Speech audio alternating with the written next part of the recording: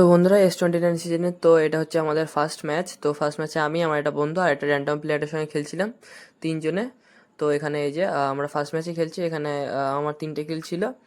আর এখানে মানে আমাদের সামনে হঠাৎ করে এনিমি চলে এসেছিলো আর আমরা ঠিকঠাক পজিশন আসতে না পারায় তো আজকের এই ম্যাচটা আমরা ঠিকঠাক করে যেতে পারিনি।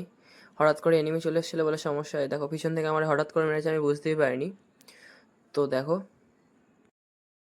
বহুত ড্যামেজ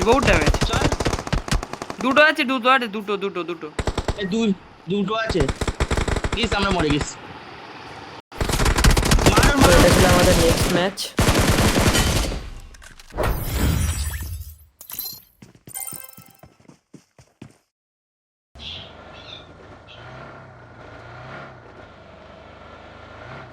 ड्रॉप लूट।